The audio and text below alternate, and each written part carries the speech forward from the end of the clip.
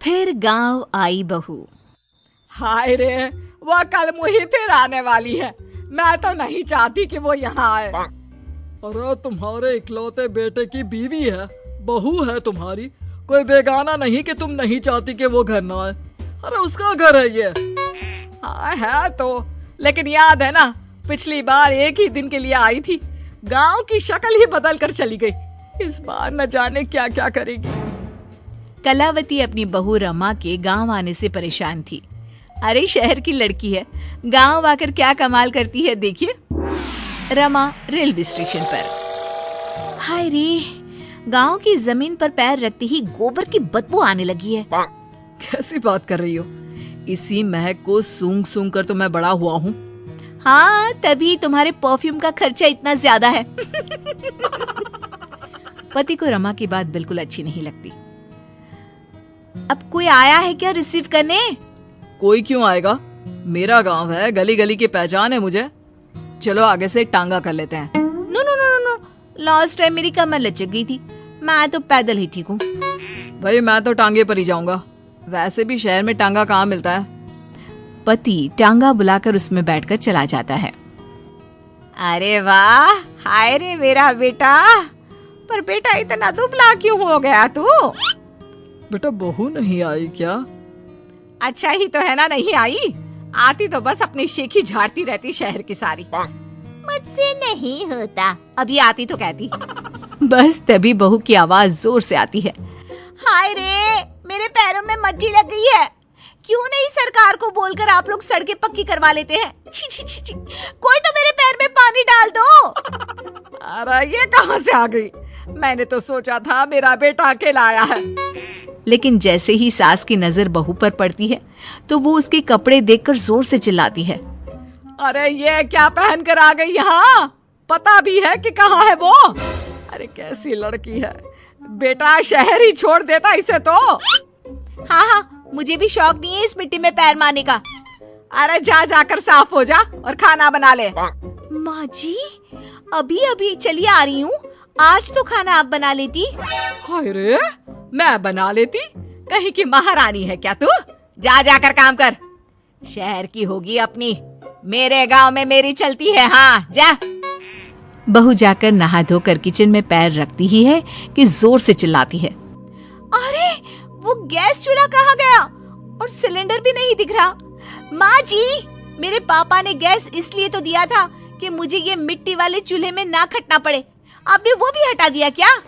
हाँ, क्योंकि गैस का रेट पता है क्या चल रहा है, लकड़ी फ्री की होती है। अरे जा जाकर चूल्हा सुलगा कर खाना बना जल्दी से। अरे जाना, माँ की मदद कर दे आज के लिए।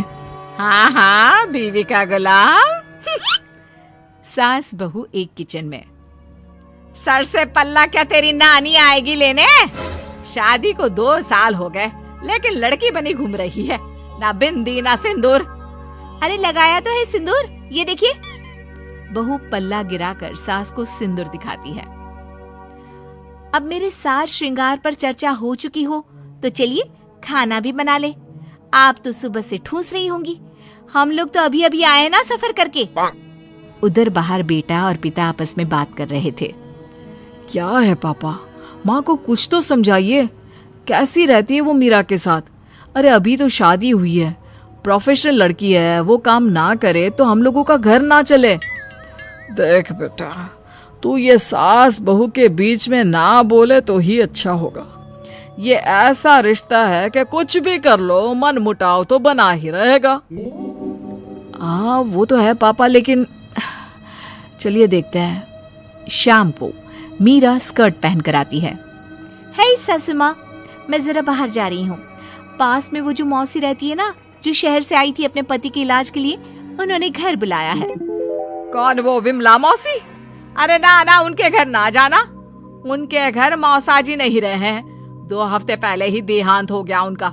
ऊपर से तू ये फराक पहन कर चली जाएगी। अरे ना बाबा ना। ओहो, फिर तो जाना ही चाहिए, आप भी चलिए ना। ना ना, तेरे जैसे कार्टून के साथ तो मैं कहीं ना जाऊं। बहू मॉडर्न कपड़ों में गांव की मौसी के घर जाती है, जहां सभी घर वाले उसे देखने लगते हैं। अरे ये क्या हो गया, कौन आया है जो सारे ऐसे देख रहा है? माँ, कोई कबूतरी सी लग रही है, देख तो। मौसी के सामने बहू को देखकर वो उसे पकड़कर रोने लगती है। हाय रे बहू, क्या बताए, तेरे मौसा जी नहीं रहे।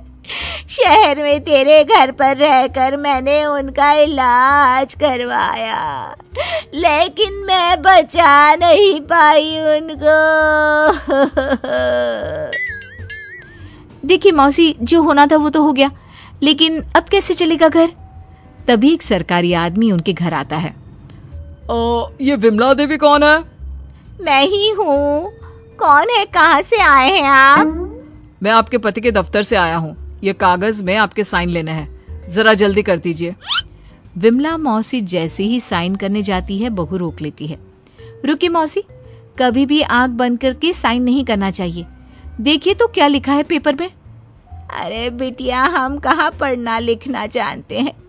जब से ये गए हैं साइन ही तो किए जा रहे हैं। लाइए, मैं पढ़कर देखती हूँ कि क्या है। देखिए मैडम, ये इन लोगों के घर का मामला है। आप ना ही बोले तो ठीक है, इसमें कोई गलत बात थोड़ी ना लिखी है। अरे हम चोर नहीं, सरकारी लोग हैं। जाने दे बहू, कुछ गलत नहीं होगा। अरे पर पेपर पढ़ने में कितना वक्त लगता है, और अगर कुछ गलत नहीं है तो आपको परेशानी क्या है? बहू पेपर छीन कर पढ़ लेती है और फिर, मौसी, इस पे साफ साफ लिखा है कि मौसा जी की जो नौकरी थी, जो आपके बड़े बेटे को मिलनी है, उसे आप अपनी खुशी से इस आदमी को देने को तैयार हैं। हाय रे, ये तो अनर्थ हो रहा था। अब ये जाएगा पुलिस के हवाले। पुलिस आदमी को ले जाती है। तब तक घर के बाहर भीड़ लग जाती है। सास, ससुर और पति भी वहां आ जाते हैं। मुझे तो लग रहा है कि बहू शहर से गांव जैसे मेरे लिए ही आई है। अरे भला हो बच्ची का जो मेरा घर बर्बाद होने से बचा लिया। कमला दीदी, भगवान ऐसी बहू सबको दे। अरे और क्या, इसीलिए तो मैंने पढ़ी लिखी बहू चुनी अपने बेटे के लिए। चूल्हा चौका तो सभी कर लेते हैं, लेकिन उसके साथ ही लड़की का पढ़ा लिखा होना बहुत जरूरी है। चल बहू, घर चलते हैं, रात के खाने की तैयारी भी तो करनी है ना।